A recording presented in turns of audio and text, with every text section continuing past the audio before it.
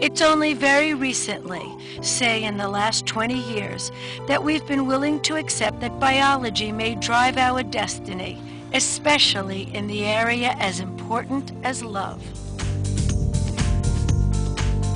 But evolutionary psychology, the youngest of the love sciences, says that's exactly why we want what we want.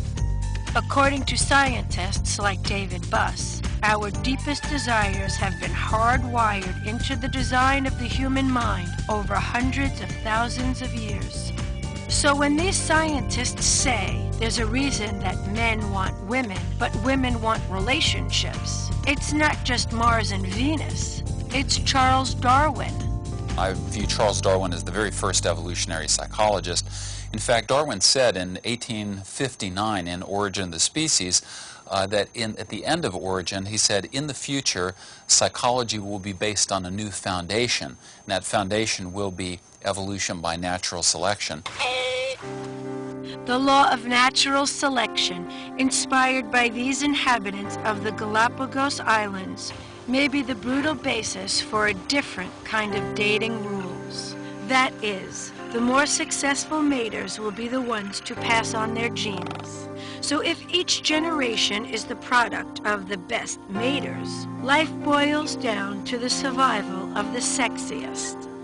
That's fine for these animals, but it took about 100 years for scientists to get comfortable with applying this theory to the development of the human mind. If the big moving force in the animal world is reproduction, spread of genes, and if we went through evolution also, it is really very difficult to comprehend that the human mind was not affected by evolution, but the body was.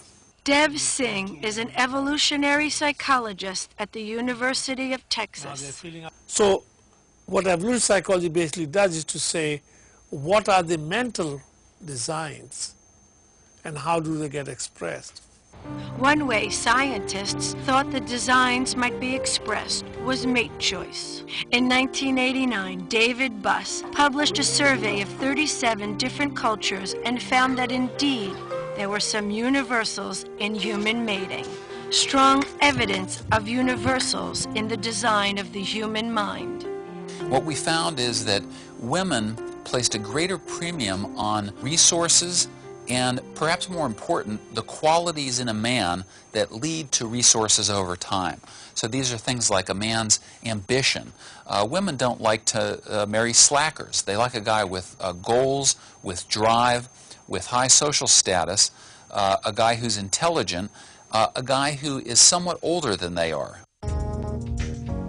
Men placed a greater premium on physical attractiveness, and that was however it was worded, good looks, physical appearance, physical attractiveness, as well as youth. Basically, young women are more fertile than older women, and physical attractiveness, as evolutionary psychologists have discovered, contains a set of cues that are correlated with a woman's fertility status. The desires of men and women are different because, according to theory, their agendas are different. Men simply have to impregnate a fertile woman to have a child, while a woman puts herself and her child at great risk if she doesn't choose a man who'll stick around and help her raise it. What happens is that we become descendants of those mothers who chose to marry wisely. Okay? Those who chose unwisely are not our ancestors. Your body never really forgets that this is what sex is all about. And our noses do a lot towards helping us select appropriate mates, even if we're only dimly aware of it. It was going great, and then I got this whiff of his skin. But then there was something about this smell that was just like offensive, pungent. I couldn't get it out of my head. A few years ago in Sweden, researchers asked women to smell shirts worn by different men. And then rated how sexy or unpleasant they smelled. It turned out women responded best to the shirts worn by men who had different immune systems from theirs. Experimental psychologist Rachel Hers did a study on the connection between sex and smell. It's not so much that women are running across the room saying, "You smell great, let's get naked," but rather they're saying, "You don't smell right, I'm not going ahead with this." And it seems that within at least isolated human populations, people do pick each other as mates according to the differences or the complementarity, the difference in terms of their genetic profile, which from what we surmise would predict the best offspring chances of survival. Many scientists now believe that we may also respond to some other smells that we can't actually smell. Chemicals other animals give off called pheromones. They allow communication that the female is available or male is available, which facilitates mating. So these chemicals sort of regulate a sort of bonding and relationship, or at least initial start of it.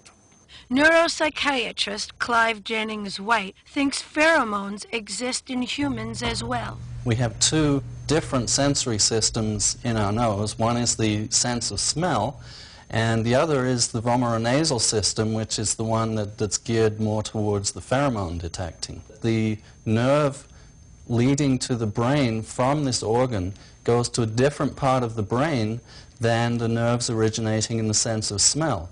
So when our pheromone detection system is stimulated, we don't detect that as a smell. In fact, we don't consciously detect